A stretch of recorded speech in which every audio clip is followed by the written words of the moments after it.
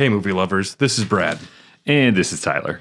This podcast was recorded originally as a Patreon exclusive.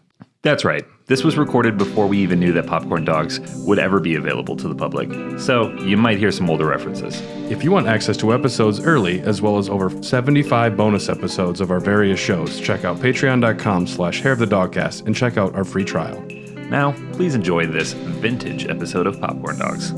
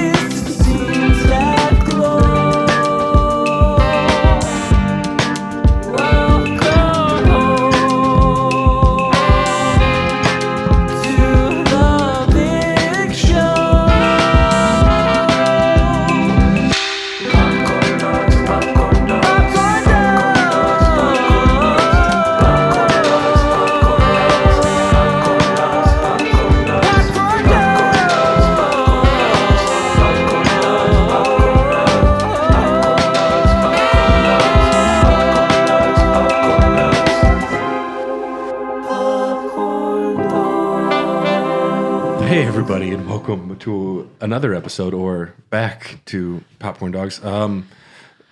There's no Raw Dogs recording today. Dylan is missing. He's gone. He's MIA. He doesn't know where his phone is yet, or his credit cards. We told him and Matt that they should get drunk, and that might help them find what they're missing. But yes. So Dylan's not here. We were drinking on the porch for a while, and we decided we wanted to keep talking about the MCU and go ahead and start ranking Phase 2 of the MCU. And so we left off with the Avengers. Yep. And let me see. Okay. The first film of Phase 2 came out May 3rd, 2013. Iron Man 3. Right before I graduated from college.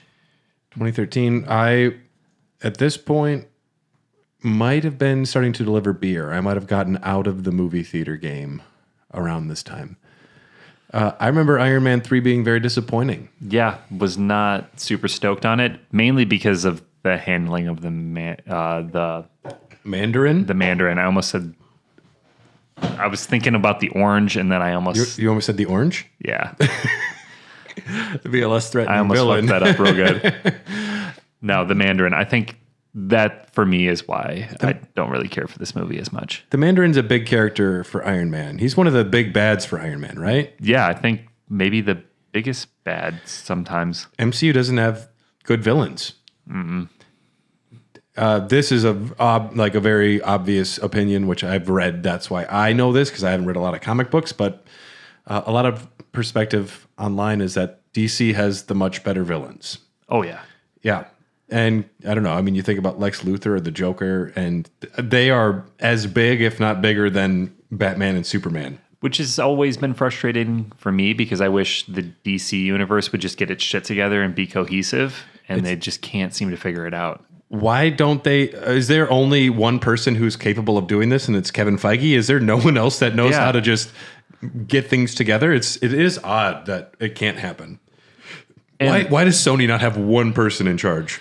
Especially since the successful blueprint is right in front of you. Yeah. Like, everybody can look at what Marvel did and be like, okay, how can I do this? Or what do I need to change to make it my own? But the skeleton is there. Well, at this point, too, MCU these days, it's getting to the point where they are just they're going to the bottom of the barrel, and they're like, this is a new movie star, and it's a superhero you've never heard of, and it's going to be great.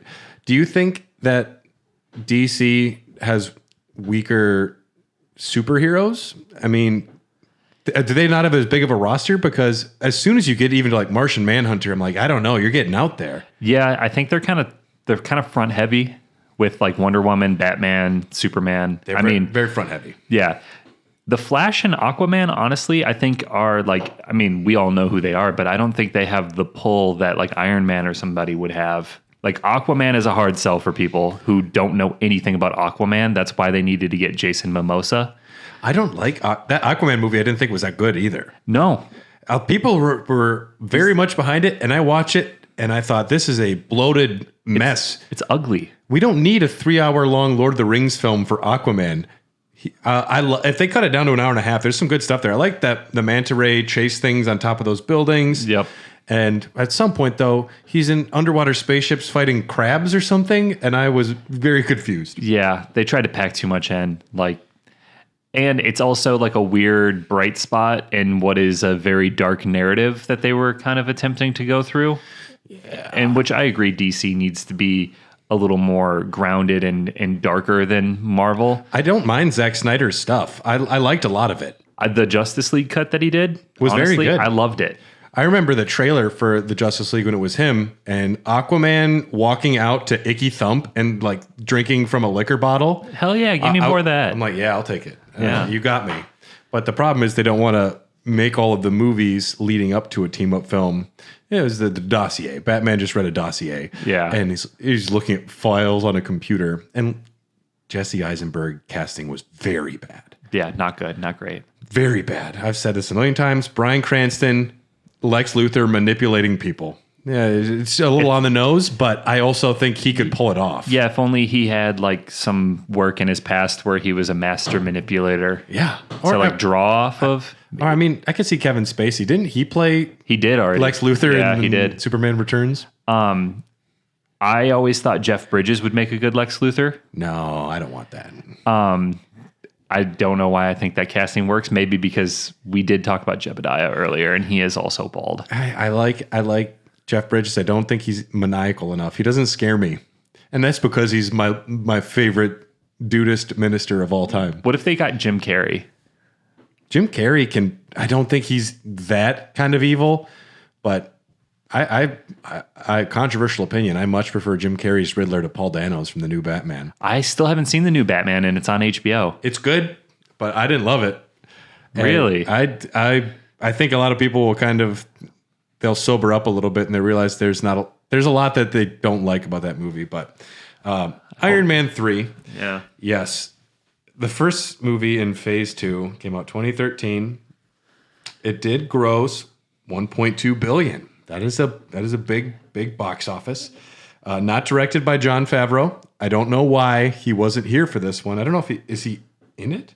He's in it, I think. He is. He doesn't have as big of a role. It's weird that it's without him directing, but I remember Robert Downey Jr.'s character is upset, not wanting to wear a suit.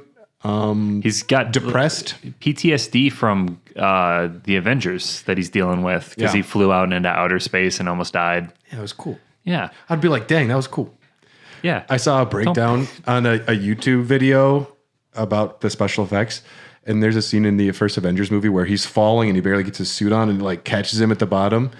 And they said, every one of your organs would be destroyed if you stopped moving that fast and you just all of a sudden turn. It would kill you even if you didn't hit the ground. But yeah, but that's beside the point. So he has, I don't want to say he shouldn't be sad. And I think this movie gets maybe a bad rap. A lot of people don't love Iron Man 3. I don't know if it's because he fights lava monsters or the Mandarin is a confusing mess of a villain. Yeah, the Mandarin bait and switch is very disappointing. It's hilarious that they thought it would work, and in a bad way, but trying to put the comedic touch on it too, with making Bing. I'm Trevor Slattery. I'm an actor. Yeah, like Trevor Slattery. It was oddly self-aware, but oddly not because, ugh. Plus, you also have him, like, he's out in the sticks for a while with the kid, right? Yeah. In this one. Yeah. And I remember not really giving a shit about the kid. Yeah. Like, I've already watched a whole phase of these movies. I have enough characters to care about. That kid is in the Avengers Endgame. He's at Iron Man's funeral at the end. Oh, well, that makes sense.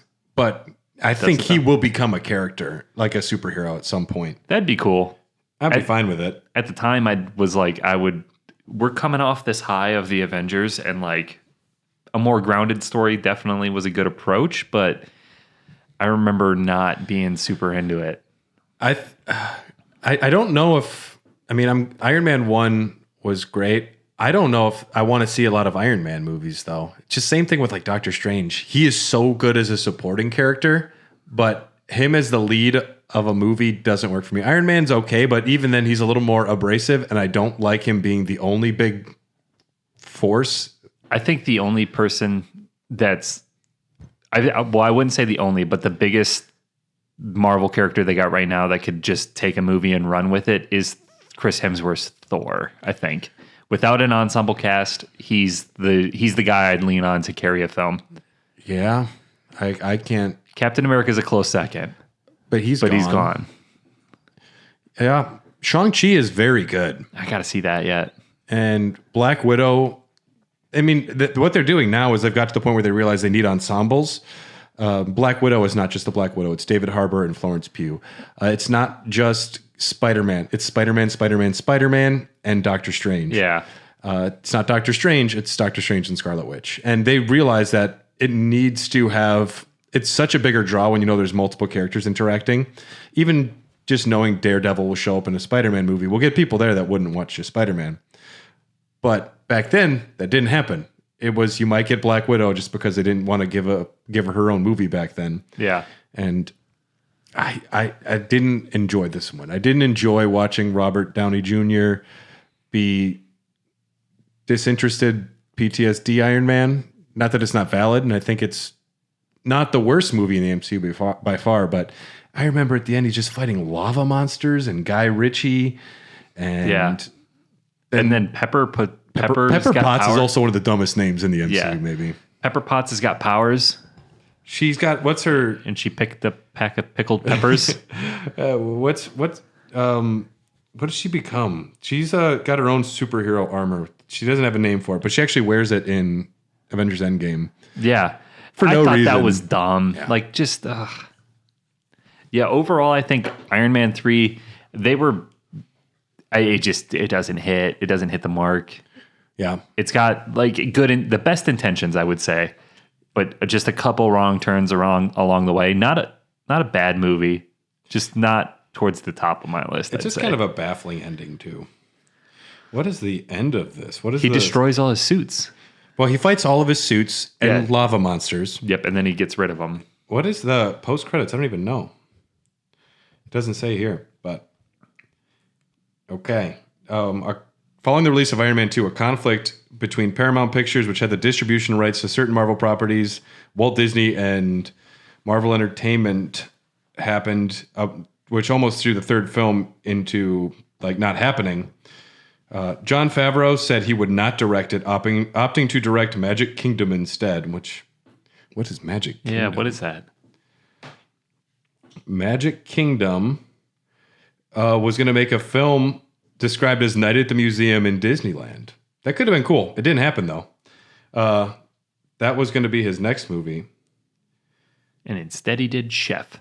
Which I hear is kind of in response to Iron Man.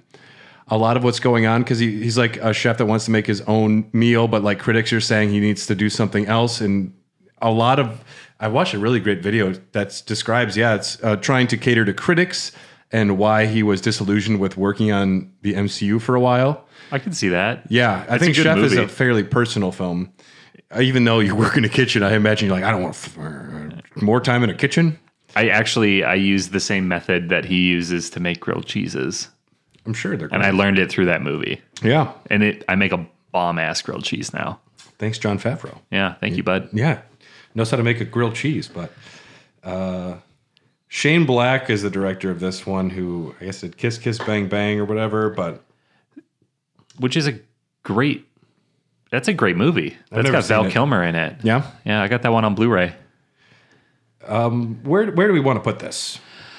Are we making a separate tier for... No, this is all falling on... All right. Okay. Off the top of my head, I would... Thinking above The Incredible Hulk. I was thinking below The Incredible Hulk. Yeah, it's around Hulk level. I don't hate the Hulk movie that much. I agree with you. I think under the Hulk. Okay. Yeah, Better I agree than with that. Thor, though. Better than Thor. I'm curious where we're going to wind up putting Dark World. Okay. So, Iron Man 3. We don't like you that much. Okay. Sorry, bud. That's okay. It made a lot of money, so that's good for them. All right. Wikipedia, catch up to me here. Business practices. I hope cats are fighting. Well, they're playing, but It's cool. All right. November 8th, 2013, later the same year, Thor: The Dark World comes out, directed by Alan Taylor. This is, of course, starring Chris Hemsworth returning as Thor, Natalie Portman as the lovable Jane Foster, Stellan Skarsgård as a naked man running around, possessed, and Kat Dennings is there, as well as Christopher Eccleston, criminally underused, great actor. Yeah. Speaking without subtitles yeah. for some people. Still to this day, don't know what the fuck he was talking about. His race was slighted. The Dark Elves were slighted. It was great playing God of War because the Dark Elves and their realm actually is a big part. Yeah. Because you remember, like, you were fighting. There's like one of the first places you go as Kratos is into like the Dark Elves versus the Light Elves, and you think you're supposed to help the Light Elves, and you find out later that might not have been necessarily the right thing to do. Yep. I like that Elfheim. Elfheim. But also, when one of the first things said in the movie is the Dark Elves, that doesn't sound cool. Yeah. Especially when most people think of elves as either Santa's little workers Or Legolas. And I don't like the design of the Dark Elves. Just like all like black and contact lenses. They're not visually appealing, which is a problem. But Thor: The Dark World, it starts off, Thor's like fighting and like leading a battle, and there's a good amount of comedy to it. That's the battle with the frost trolls, right? Yes, and he makes some jokes. Like, it's funny enough. I like that Stellan Skarsgård is naked and running around like in his underwear. That's funny stuff. Jane Foster has a date with Chris Dowd. Yep. And he's good. I don't hate this movie as much as people do. No, I significantly dislike Thor 1 over... Much more. Yeah, like much, much more. I thought this was good, even though I didn't understand a very pivotal... a lot of pivotal scenes. Yeah. Because of the whole subtitle fiasco. Yeah. Malekith is Christopher Eccleston's Dark Elf. Very generic bad guy. He does get into Asgard and has a fight scene with Thor's mom, which is great. Yep. Jane Foster somehow gets the ether inside of her. It's cool because she actually has some agency in this film where she's investigating this this little area where physics is broken and nothing's working the way it's supposed to. And these kids are like able to make things disappear and like fall from different places. And so she's there doing her own thing. She's upset with Thor because he's not been there, but he's like, I didn't want to endanger you or whatever. That's fine. I don't mind that. Their relationship is believable, I think, which is better than Pepper Potts and... Yeah. And Liv Tyler's. Yeah, I don't know. And we ditched the Dutch angles for this one, so that's already a steep improvement. Very good. Yep, we're doing good. Yeah. Someone brought a tripod. Yep, thank God. Eyebrows are normal. Yeah, eyebrows look good. Costumes a lot better. Yep. I think it's like everything that I disliked about Thor 1, they were like, okay, let's address this. Malekith, whilst being a not great villain, is better than the Destroyer. Yeah. Yeah. Which the Destroyer still feels like an Archer joke to me. Like they just called him the Destroyer for the entire production. And then at the end, a suit of armor. Like, oh shit, I had something for this. We had a name, right? Just call him Destroyer. It'll be fine. Just call him Destroyer. Yeah. And there's a moment like he has to break Loki out of jail. It's fun seeing Loki in the aftermath of the Avengers. And there's some Loki's doing a lot of body swapping, and because he thinks that Loki might be on the ground like starving, and it's just Loki projecting that, and he's just sitting there fine. Yeah. there's some fun stuff, and there's a point where he teams up with Loki, and they're flying a spaceship, and it almost looked like Star Wars at one point, and it looked good. Yeah. And you start to get this sense of cohesion and camaraderie with characters now sharing a lot of screen time together. And these relationships are really starting to pay dividends in the second phase of Marvel. Yeah. And I feel like this is one because Chris Hemsworth is so good as Thor and he has such good chemistry with Tom Hiddleston as Loki that it doesn't really feel like a movie. It feels so believable when they have their scenes together. Yeah. I think this is where Marvel really starts to hit their stride, and another underestimated notch for this movie is just kind of doing a Marvel movie right.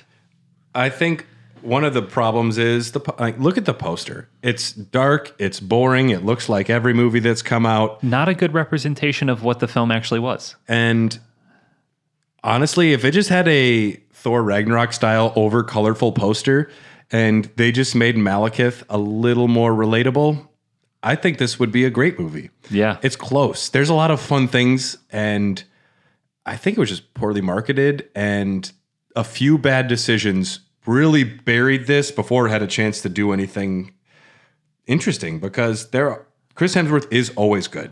Mm-hmm. Even in a Dutch angle, he's fine. The Dutch angle's bad. And if you look at Iron Man, I rank Iron Man, and I think we did the same way.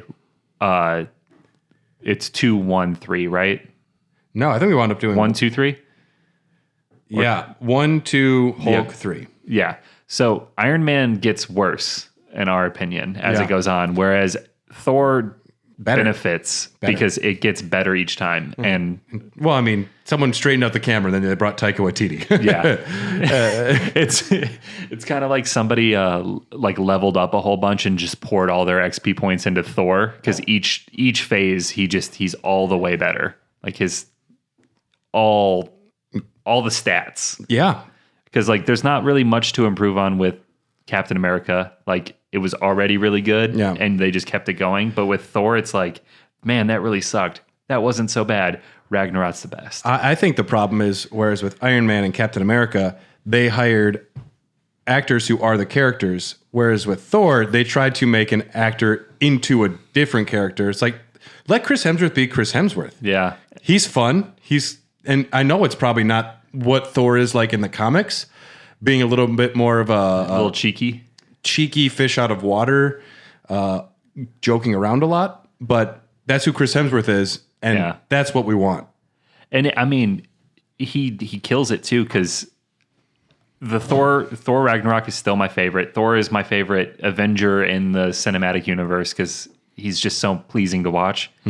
But the charm this guy has playing Thor is crazy. When he sticks his hand out and Mjolnir comes back. Yeah. And he's still worthy, even though he's a fat piece of shit who's been playing PlayStation 4 for how many years? I love that. That, it felt like a bigger win than defeating Ultron. You're still worthy. Yeah. And I mean, that character on the surface, it looks like they're making a joke about him being fat, but it really, I mean, after that's done, it's a pretty intense look at mental health. And I think there's a really important undercurrent about it's okay. Even though he's in a bad time, he's still a good dude. And I think that's great what they do. It seems like a joke, but it actually has a really cool arc where Thor, and he's going to get back on the horse, and he's getting in shape for the next one before Christian Bale shows up. But Thor the Dark World, I want to put this up higher than I thought I would. Yeah, I think I agree with you. Let me see the list. What am I looking at? My debate is if it's better or worse than the original Iron Man. Oof. Yeah, that would put it at 3. I think it is. Honestly, I think it is as well. Honestly, I think it is. And it's not by much, though. It's close, but I prefer the world building happening in Thor the Dark World. I prefer Loki being further developed. There's surprisingly fun action in this movie. And it benefits from experience now. With enough of these movies under their belt, like this, I feel like the movie felt pretty tight. Like it wasn't bloated. I can't believe that just got there, but yeah, I agree with it. Way to go, Thor. Good job, Thor. only going to get better. Up next, Captain America: The Winter Soldier. Fuck, it's good. Oh my so God. good. I went into this movie with super high expectations because I didn't see it right away. And I was told that it is the best Marvel movie. Going in, that was what I was basing everything off. Yeah. And goddamn, it's good. I would say it is maybe the best film outside of like as a superhero franchise. It's just a good spy thriller, good action. I agree. It's not a lot of over the top silliness. It's got some, weird fantastical stuff like a Nazi living in a computer, and I'm there for that. It's got the mystery. We don't know who the Winter Soldier is at first. Who's this man who killed Iron Man's parents? Why does he just have a really badass metal arm? Yeah. And this is the first Russo brothers film too. And that shows too. Yeah. Yeah, that definitely shows. Once you start getting the heavy hitters in, like when James Gunn comes in, like the quality of, and help me say his name because I fuck it up every time, Ragnarok. Taika Waititi. Taika Waititi. Yeah, once they start coming in, then the quality of these movies just soar. Taika Waititi, a Jewish man who played Hitler in a comedy. That was such a good movie.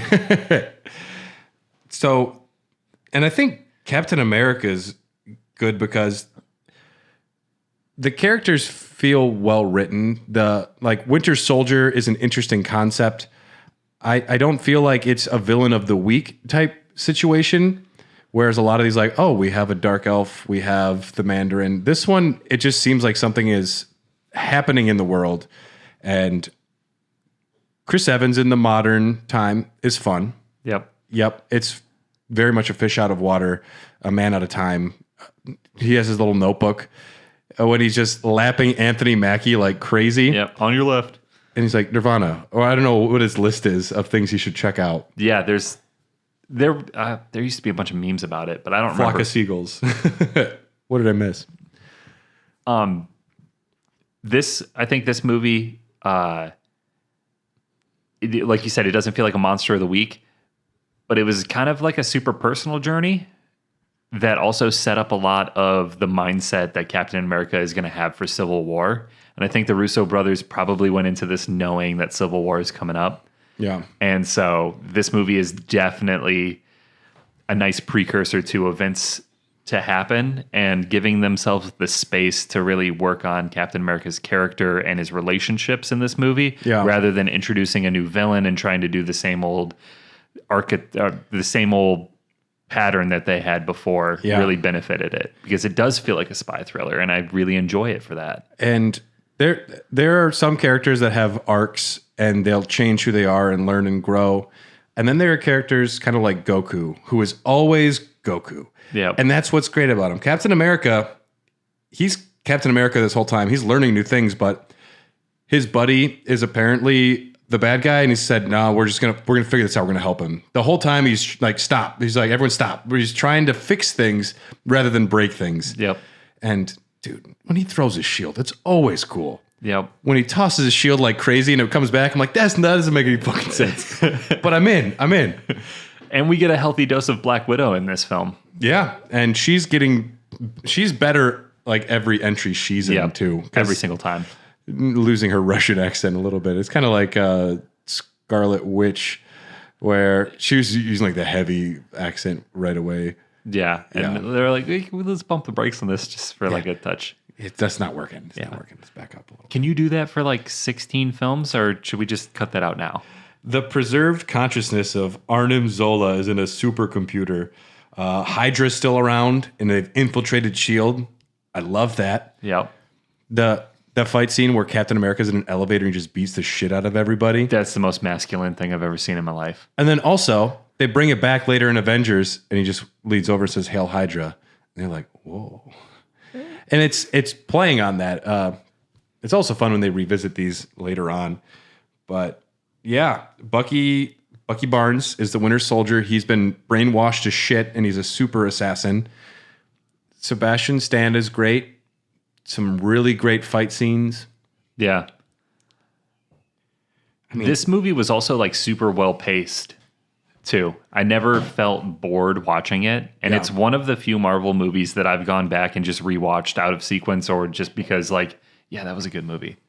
Like, I don't just watch The Incredible Hulk or Iron Man 2. Like, I don't think to put those on, but, like, this is definitely one where, like, if I got a lazy day and I need something to do, like, this movie never fails to hit the spot. And I could do that with Captain America 1 as well. I agree.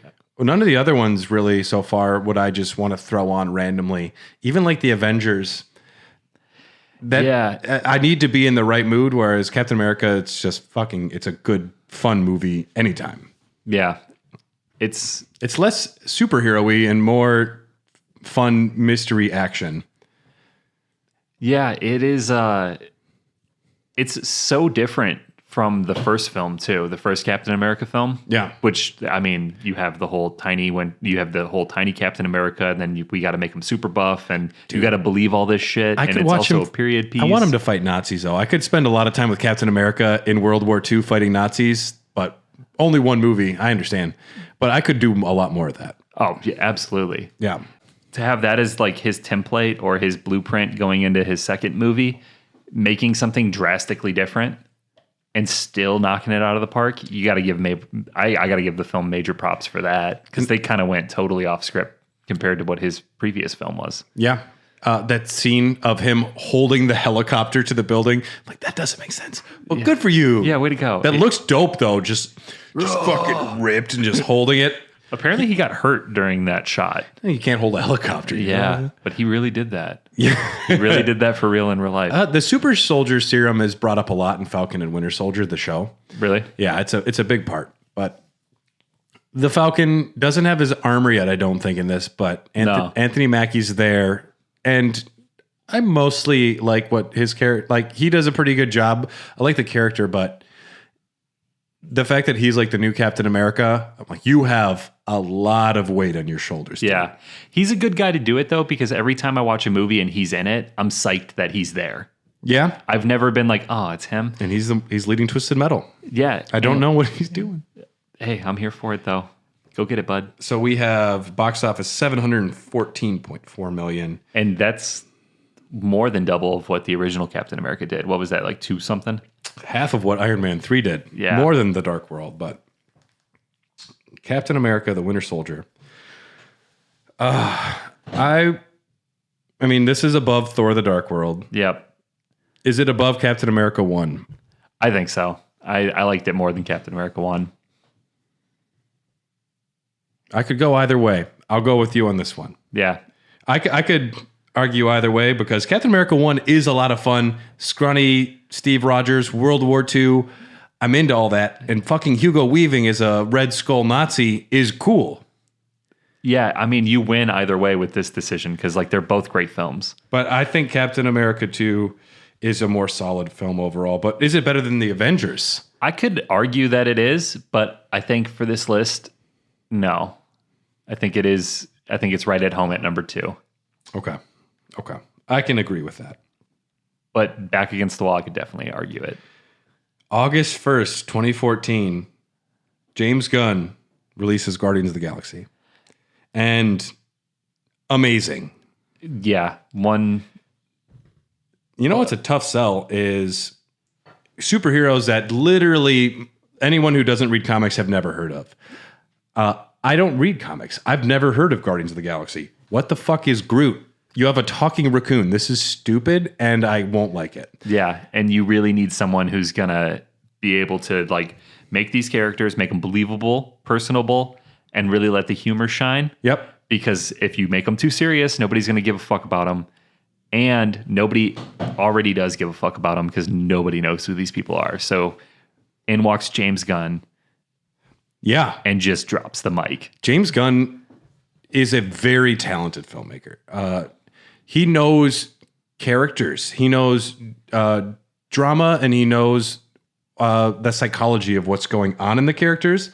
And the fact that Rocket Raccoon, his name is Rocket Raccoon, and he has more pathos than almost any other character in the MCU. Like, his inner demons and struggling with who he is and overcompensating, and there are times in these movies where I want to cry. Yeah. And I haven't said that in any MCU film until Guardians of the Galaxy, because it's about family. It's about the family you choose and overcoming personal demons with your friends. Like, fuck off.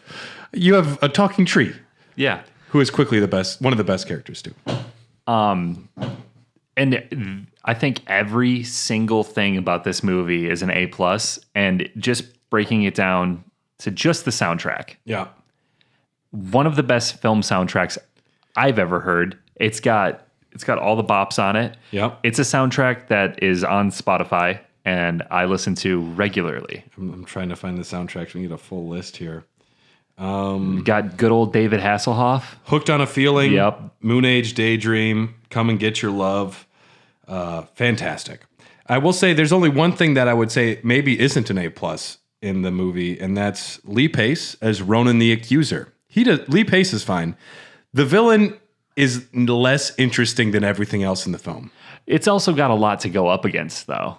We got all these new characters to care about who are all kind of vying for, like, fighting for our attention, and they're all really interesting and super good. I think that James Gunn was told, you can do whatever you want, but we need Thanos' son as the villain. I think that maybe it was like... That makes a lot of sense. Okay. How do you have like a character say something as simple as "We are Groot"? And I'm like, oh my God, they're family. The characters are great. Chris Pratt, who I'm tired of these days, but he's a great Star-Lord. And he comes on kicking little animals and singing. And dancing, yeah. Yeah. And fantastic. You see all these characters come together. Gamora's great. She's fantastic. Zoe Saldana. Drax the Destroyer, perfectly oblivious to sarcasm. I was so not on board with the casting when I heard that it was going to be David Bautista. Well, and you just can't understand it, right? Yeah, and now I can't picture anybody else doing it. I have tremendously sensitive nipples or something like that. And fucking Vin Diesel is a plant. That's dumb. Okay, Groot is great. Vin Diesel just seems like stunt casting almost, because Vin Diesel isn't doing anything. He's saying "I am Groot" a few different ways. It's fine, but I honestly think any other actor in the world could pull it off. Shit, I could do it. You could do a great job because it's all animation. Groot has won everybody over when he gives a flower to a little girl. Yeah. Yep. All right. It's like, all right, we love him. Groot's the man. We all get that. Drax just not knowing how to not get in fights.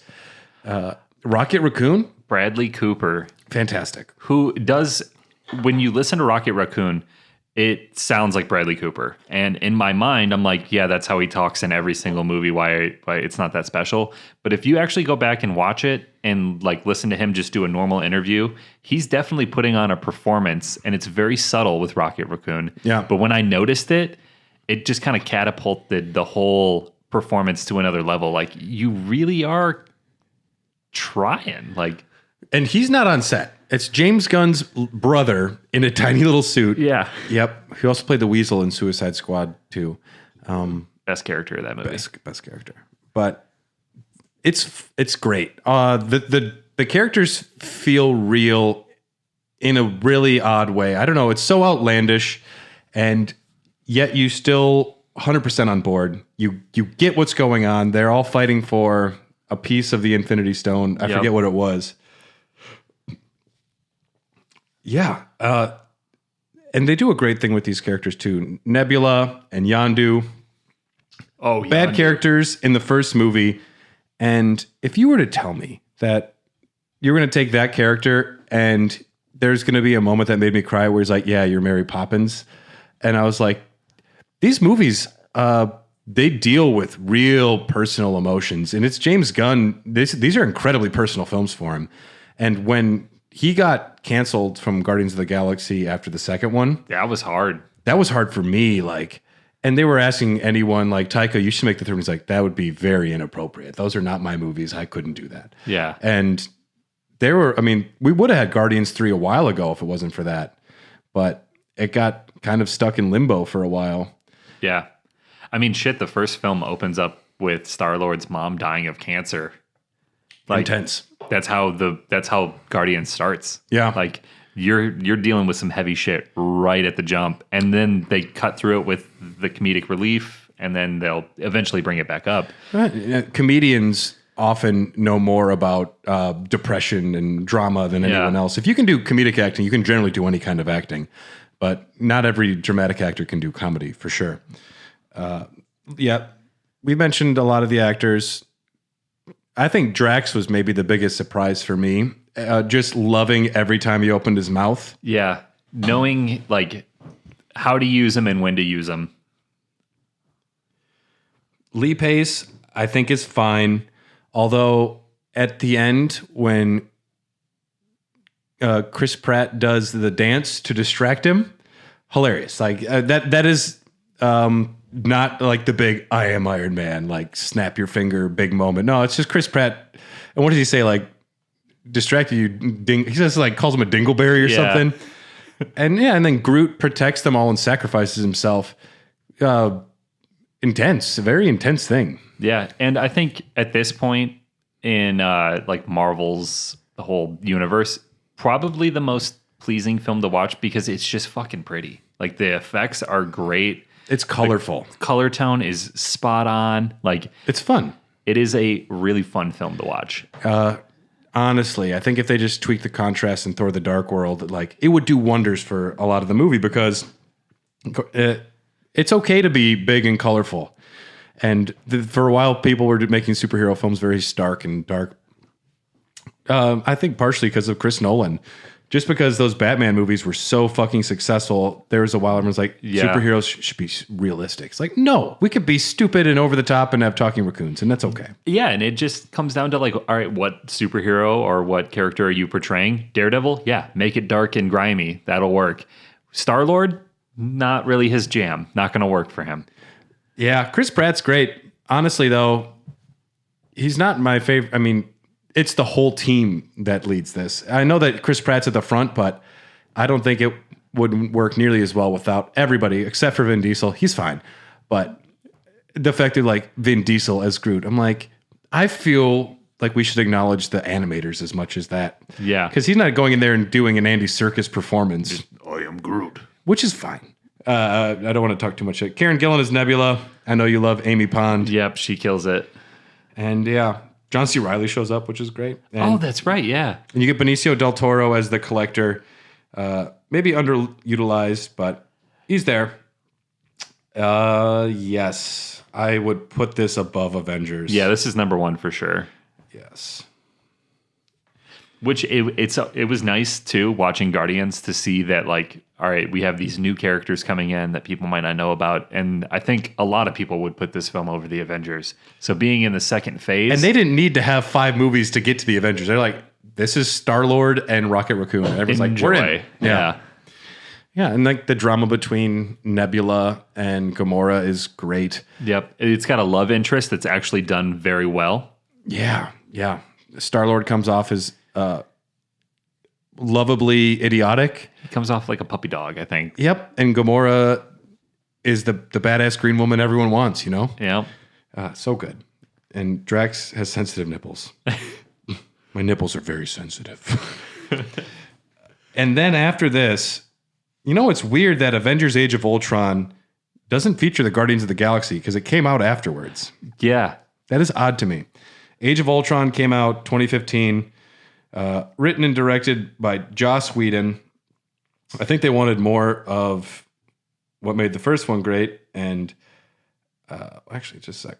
My internet's slow, and I want to look into Guardians of the Galaxy and see what the box office was. $772 million. So that's pretty good.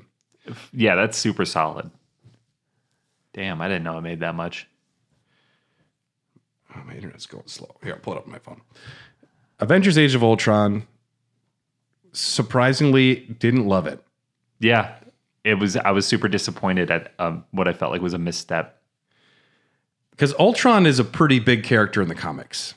He fucking kills a lot of people.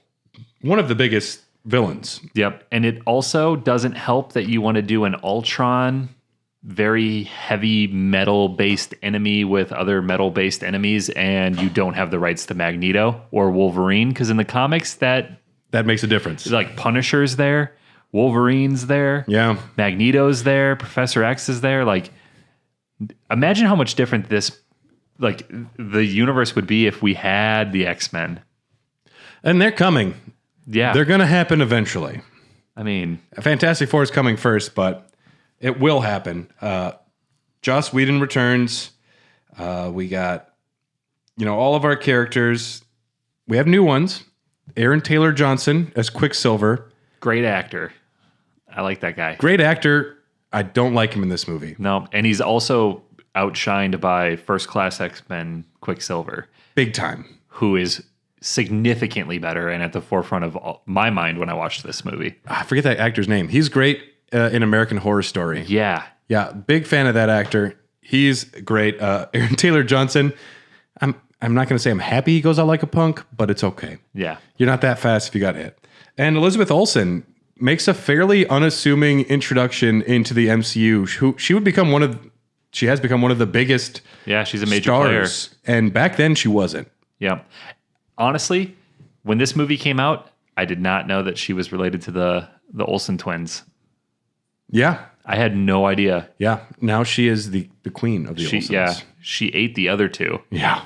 That's why we don't see them around anymore. They're inside of her. Yeah, She's more powerful. She harnessed all that ability to become Scarlet Witch and propel her career forward. So Iron Man makes a big decision to who makes a decision with him to make Ultron. He goes rogue. Iron Man. Oh, Stark and Banner discover an AI within the Scepter's gem and secretly decide to use it to complete Stark's Ultron global defense program. But I feel like it's more Stark than anything. I think it is more Stark. And this creates Ultron, and then they also create Vision. Yeah. But Because this is when Vision gets introduced, yeah. Yep. And he's physical now in this film. well, because he wasn't Vision before. He was just Jarvis. But now it's the voice of Jarvis in Vision's a character. And there's one scene I really like in this movie when they're partying in the Avengers compound. That's one of the best scenes in the entire universe. It's so much fun. Yep. And who is it that like Thor's like, can anyone lift my hammer? It Jarvis can just lift it up, right? No one lifts it up Vision. in that scene, but Captain America nudges it ever so slightly. And he, I think, knows he could pick it up, and he isn't going to do it because he doesn't want to make Thor look bad or feel bad. The other flip side of the coin is because of how Stark's parents died because of Bucky. That whole storyline for Captain America isn't resolved, and he's not able to wield Mjolnir until he writes that himself. Yeah. Which is why in Endgame he can use it. But I do like the theory much more that he can do it then. He just doesn't because he's a good fucking guy. He also just wouldn't like what he doesn't want people to look at him, or he's not about being the guy. He just wants to do his fucking job. And if everyone looks at him that way, he'd probably not want that attention anyways. But he moves it. I feel like Vision just picks up the hammer. Vision does get the hammer. There's like a fight that breaks out right after that, isn't there? And that's when Vision picks it up and just hands it to him. He lifts up Thor's hammer Mjolnir, and that's how he earns everyone's trust. They're like, oh, okay, he's good. Yeah. Although he straight up fucking almost kills War Machine or Iron Machine. He almost kills Cheadle later, Iron Cheadle later in the movies. But Ultron is voiced by James Spader, which I don't think is a bad voice for him. I think he's a fine voice. It's fucking Robert California. Yeah, Robert California. He's cool. This movie doesn't work though. No, and it doesn't feel like it's as earned or as developed. I don't know why Ultron fails so spectacularly, but it really does. Yeah, I felt like Spader was a home run casting because he also had like The Blacklist had just started, right? That TV show that's super popular that he's in. Where he wears a fedora. That's all I can remember. And he's just like the smart guy, he's totally typecast now. Yeah. I'm smarter than you. I'm Robert California. He's good with his vocal performance as Ultron. I feel like he does a damn fine job, but like in my mind, Ultron was bigger than Thanos for whatever reason, because I guess I was reading Age of Ultron comics at the time. It just depends on the arc. Everyone's got their time to shine, and Ultron is one of the big baddies. Yeah, he seemed really formidable, and I don't think they really captured that well. I think, I guess the problem is Thanos is built up for a long time, at least with Loki. Even Loki we saw before Avengers, so you were a little familiar with the character, whereas Ultron, here he is. It's a James Spader talking robot that's just evil. I do sympathize, though. The safest way to protect Earth is to get rid of the humans. I understand. Yeah. Like, I agree. You're not wrong. Also, it just seems odd that Magneto's kids are not mutants. Yeah, seeing as though, like, he is, like, by definition, a true mutant. Well, they're not Magneto's kids in this one, and they're not. They had to be careful. They don't have the rights to use the term mutant, so what do they say? They're like humans with supernatural powers or something. And I feel like that's where Ultron really misses, is because they didn't have the licensing required to do this story right. Yeah. It does require all these characters that Marvel just didn't have access to. It seemed like they just needed another Avengers film, and they didn't put in the legwork for it. It makes setting up Civil War after Avengers 1, Ultron is a nice fit here, I think, but I don't think they gave it enough breathing room or enough build up to make it meaningful, and like I said, lacking the required properties to really tell the story right. Yeah. I feel like that's really where this film falls. And it does fall. Just like that city that they destroy. As far as things that stick out, there's one part where Wanda is doubting herself, and Hawkeye comes up. He says, I'm a guy with a bow and arrow. I probably shouldn't be here. Get your shit together, okay? I was like, that's right. Good point. Why are you here, Hawkeye? His show's actually pretty good. His character turned out to be a lot better than it had any right being. He has a secret family. He's like, why would I tell you about my family? He's like, wow, that makes sense. And when do they go to his branch? That's right after Infinity War. With the blip. Oh, wait, no, they see it, I think, in Age of Ultron. Or maybe it's in Civil War. I think it's Civil War, where they're all like recovering. Yeah. Yeah. He had to hide out. That makes sense. Ultron does set up the difference between Cap and Iron Man for Civil War really well. Yeah. And it had to have been planning at this point with how far they are in the run. They knew where they were going with it. Yeah. I'm happy we got Vision. I'm happy we got Wanda. She's not Scarlet Witch. The Scarlet Witch is when she becomes an evil, all-powerful motherfucker. Yeah. That's like a bad entity. So she's only called Wanda until WandaVision. At some point she becomes a Scarlet Witch, and she's really Scarlet Witch later. But the design of Pietro as Quicksilver is terrible. Very boring. He's got like bleached hair and a long sleeve like gray shirt, and that's his outfit. And he's so fast that he can't outrun a fucking laser. Also, like, that actor was pretty jacked for the role. Yeah. And that's not very aerodynamic. He's going to be he's much better cast as Kraven the Hunter. Yeah. Even though I'm not excited about any more Sony movies, but maybe Morbius 2. We're very much I want to Morb some more. Yeah. Yeah. Yeah. I could definitely Morb a little bit. Yeah, I'm into the Morbin, but Avengers Age of Ultron. Where are you going to put that one? Because that's a tough one to rank, because it does have a lot of really nice things, but overall a big fart of a movie. My instinct is below Iron Man 1 and above Iron Man 2. Yeah. Yep. I prefer watching the original Iron Man. There is fun world building that's happening, but it's overall, I think, a big misstep. Yeah, which is kind of sour for me, because Ultron would have been awesome. Thor: The Dark World is better than a lot of movies. I'm really surprised Dark World got that bad. It's really not. Okay. Even with subtitles. I mean, without subtitles, it was great. In the mid-credits scene of Age of Ultron, Thanos dons a gauntlet and vows to get the Infinity Stones himself. How fucking badass is it that they set up Thanos for that long?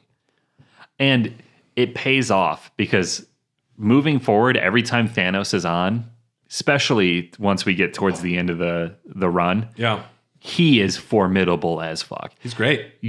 Nobody was safe when he was on screen, and I think building him up that way for so long paid off, and it felt very comic book-esque. Avengers Infinity War is his movie. He's the star of that film.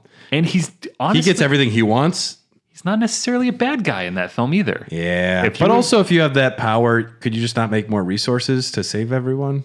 Then how are they going to learn their lesson? Yeah. Ant-Man is a movie that this is another time I'm like, I don't know anything about this, but I remember being so fucking jacked because I love Shaun of the Dead. I love Hot Fuzz. Edgar Wright's one of the best directors, super inventive. It is going to be a fun, weird movie. Oh, and we're giving him Paul Rudd. And also I was like, Paul Rudd, I don't know. Oh, I love Paul Rudd. I wasn't sure about him in an MCU film. He's great. I was not sold when I heard the casting, though. I thought that with Paul Rudd. I thought it with Benedict Cumberbatch, and I thought it with Jake Gyllenhaal. And each time I've been like, all right, good job. Michael Pena is in this movie as well. He's one of the henchmen. He's great.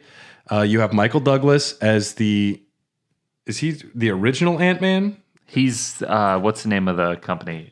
Pym. Yeah, he's... Pym Technologies. Yeah, he's Mr. Pym. And you have Evangeline Lilly. She will become the Wasp. She's not a superhero yet. But Paul Rudd is kind of like a criminal. He's a ne'er-do-well. He's not great at it either because he's been caught a couple times. But Hank Pym has created a suit where you can shrink. And that's what Ant-Man does. He either shrinks or gets large. It's inconsistent the way his powers work because he can get small, but he has the punch of a regular man. But it's just the way the mass and physics work there really bothered me. I feel like someone read that ants can carry like a shit ton compared to their body weight, and we're like, so he should be able to punch real hard then. And they just didn't get it. But also, according to that, when he's Giant Man, he should only have the punch of a regular sized dude. Right? But the action is great in these movies. The fight scene when they're on like a little train set in a bedroom. Yeah. And it just seems epic and they pull away and it's just like a toy train falling over in like a wide shot. That's super funny. You can feel Edgar Wright in this despite that he left the film. It's definitely his screenplay and a lot of the comedy, like the way Michael Pena's character comments about what's going on, and T.I. is one of them as well. Yeah. He won't be returning because of new allegations, I believe, in Ant-Man 3. Bobby Cannavale, is that the main bad guy? Who plays the guy from House of Cards? Yes. Who is great every time I see him, and I don't know his name. He is great. He also plays Junior Soprano in The Many Saints of Newark. Corey Stoll. Corey Stoll is Yellow Jacket. Great actor. And he also can shrink, because that's always what the first enemy usually is. The exact same powers as... Because, I mean, it's most interesting. I like Ant-Man too, what they do, but... Ant-Man is pretty good. It's pretty funny. I remember not being psyched to watch it, and then watching it and being happy that I did. Mm-hmm.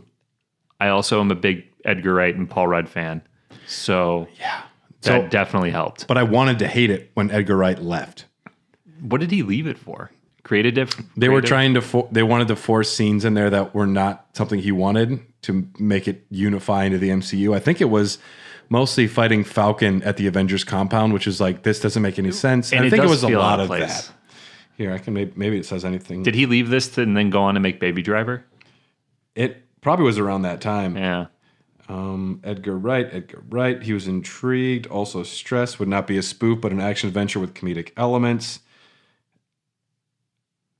Wright noted that there was no timetable for the film because Marvel did not consider the character to be one of their bigger tentpole properties, so it's more like me and Kevin Feige saying, let's make a good script that works, that's all about a great genre film, isn't relying on anything else.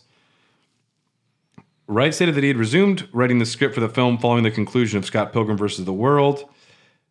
He worked on this for a really long time, but... That sucks. He had to leave it then. Yeah, I'm trying to... It doesn't really say anything about why he left. It's sad. I wish Wright was there. Yeah. But... Overall, I think the film still succeeds. Like... in spite of all that. I remember thinking after seeing this that I was really starting to feel the Marvel formula. Yeah, like, oh, here's another origin film. And I remember thinking, if this came out when Iron Man 1 came out, would it have blown my mind because I wasn't used to what the formula looked like? Is it less exciting because I've seen something like this so many times already? Same with like Doctor Strange. I'm like, it's fine, but it's not doing anything exciting. Whereas like Thor Ragnarok or, Guardians of the Galaxy, it's like, whoa, these are new. Yeah. And then you have like Captain Marvel. I'm like, what the fuck? And they're even ripping off yourselves in some situations. Ant-Man, I liked it most overall though. Paul Rudd's really good. And I think the movie's pretty good. Yeah. And just like a lot of other films in this this second phase, it benefits from the experience of the first.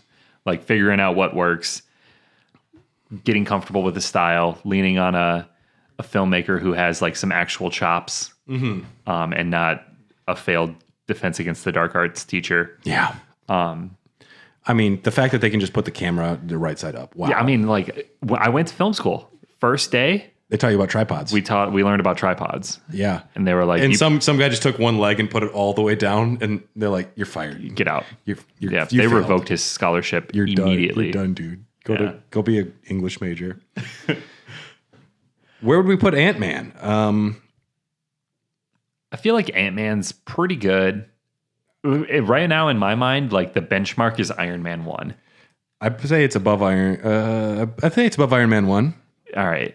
If it's above Iron Man 1, then where do we put it? I'd say it's above Thor: The Dark World as well, Yeah, I'd agree. but not above Captain America 1. No. Okay. Yeah, that's a good spot. We can't get too blinded by the dark world. Which we're big fans of, it turns out. Yeah. Okay. So that's the end of phase 2. So our current list, from worst to best: Thor. Sorry, bud. It sucks. Yeah. Do better. Iron Man 3, Incredible Hulk, Iron Man 2, Avengers Age of Ultron, Iron Man, Thor: The Dark World, Ant-Man, Captain America 1, Captain America 2, Original Avengers, and Guardians of the Galaxy. That's a good list. We got a good list. I feel happy with it. If I could put the original Thor further down, I would. And we will once we get to phase 3. Yes, we're not going to record another one today, but it's been very fun talking about these MCU phases.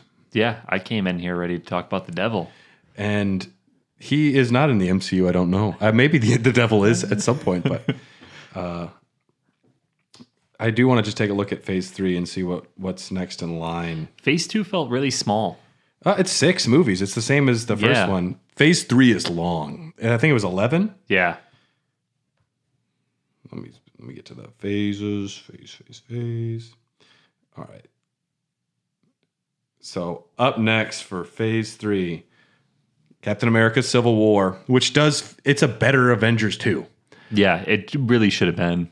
Doctor Strange, Guardians 2, Spider-Man: Homecoming, Thor: Ragnarok, Black Panther, Avengers: Infinity War, Ant-Man and the Wasp, Captain Marvel, Avengers: Endgame, and Spider-Man: Far From Home. There's 2 movies I have to see in there before we rank them. Which, Ant-Man and the Wasp. And Far From Home. You haven't seen Spider-Man: Far From Home? Mm-mm. You monster. I know. It's really good. Yeah. Jake Gyllenhaal's great.